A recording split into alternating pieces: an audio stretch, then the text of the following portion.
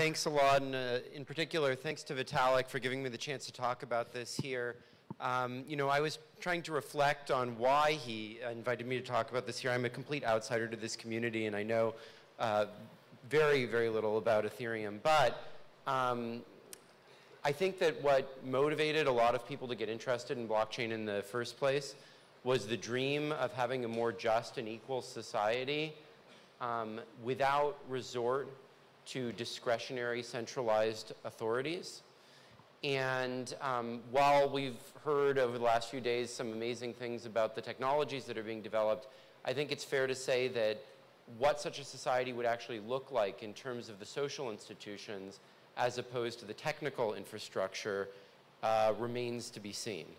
And we just have this book coming out, I think there's some copies available out there, that tries to paint a vision of what that might be like. And in 10 minutes, I can't really go into all the detailed policy ideas that we have in the book, but what I will try to do is give you a vision of how we imagine a future like this looking. And to do that, I want you to, for a moment, suspend your practical considerations and come with me on a journey of imagination to a fictive city that I'm going to call Marketopia. Now, Marketopia, this is not working.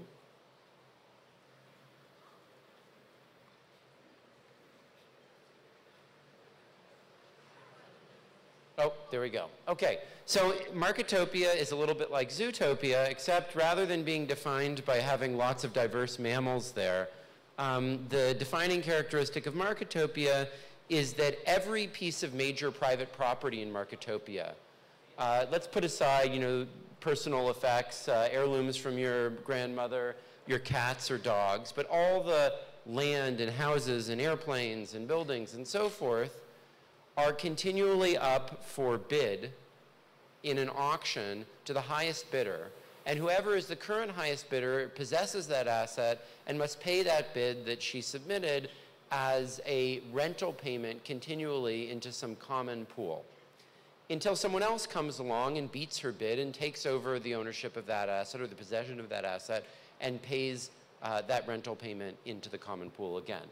And in Marketopia, not only is this applied to private property, it's also applied to many things that we usually think of as collectively governed, like what politicians run Marketopia, where we build the public parks, how the buses run and the schools operate and so forth. Except there, rather than selling it to the single highest bidder, what we're going to do is add up everyone's willingness to pay for different alternatives and choose the alternative that has the greatest total willingness to pay. And in Marketopia, all the money that is raised in these auctions is continually refunded to everyone within the community as a social dividend, or you could call it a universal basic income, in equal measures, sort of as in Alaska and Norway, the oil revenue that they raise is refunded to the citizens.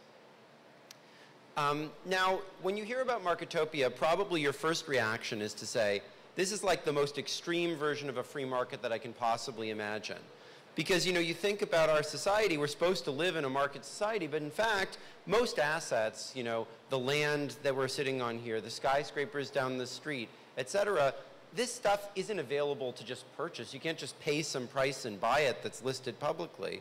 You would have to go to the present owner and enter into a long and cumbersome negotiation, and they'd probably charge you way more than they'd be willing to accept for it because they'd be trying to make a profit off of you, right?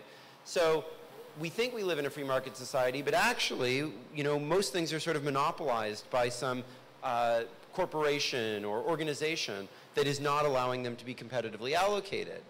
So that sounds kind of interesting that this is like this extreme version of a free market, but you might initially think, well, in an extreme free market, aren't the like very wealthy going to dominate everyone else, outbid everyone for control of assets, take over the whole society, and tyrannize everyone else?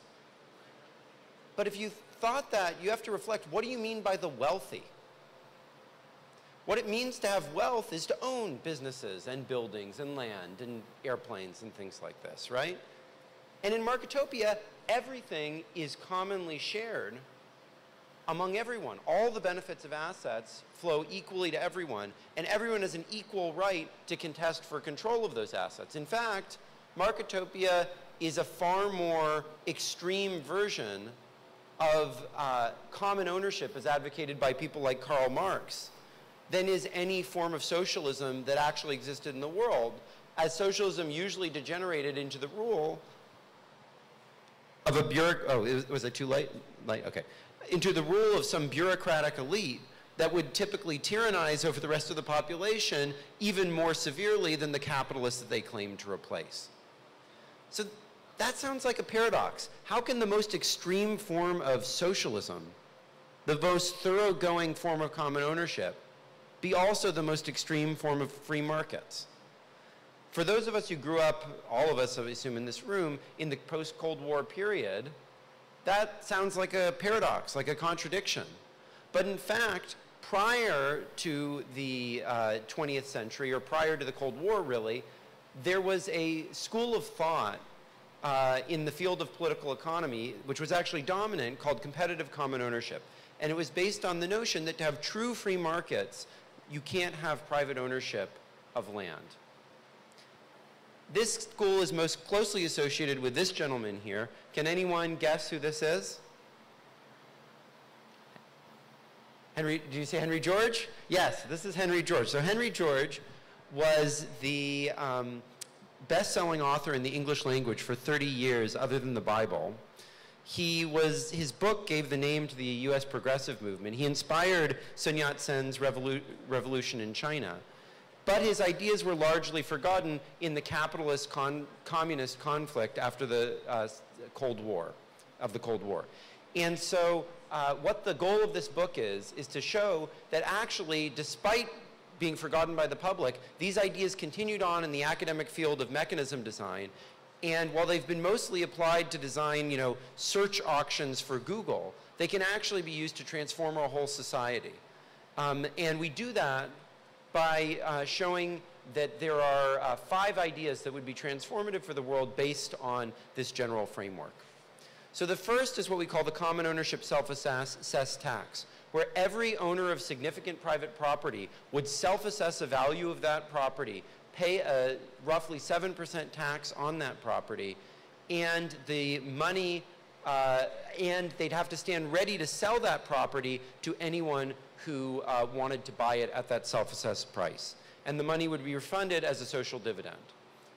Second is quadratic voting. This is a system under which every citizen would be allocated an equal budget of voice credits, which they could spread across different issues so that minorities aren't automatically defeated by majorities, and can therefore express themselves on the issues that are most important to them and win.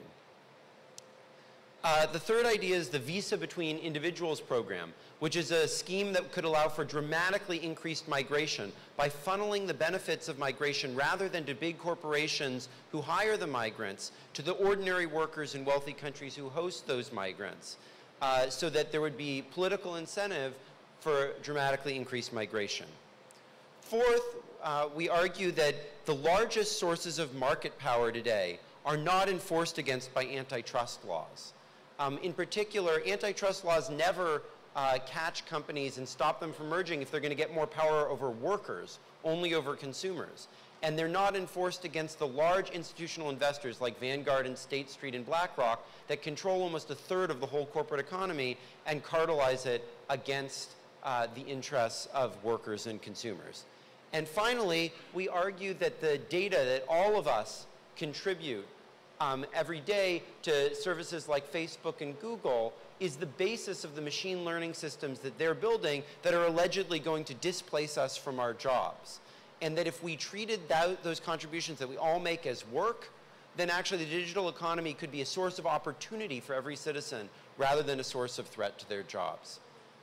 Now, these ideas are radical. I think this community is open to radical ideas, which is something that I'm excited about, but I also think that Ethereum is a very exciting place to experiment with these ideas in an incremental way to see whether they can work and gain broader acceptance and possibly lead to transformation in our society that I think we desperately need in this time of rising inequality stagnating economies, and decreased trust in our political system. Thank you.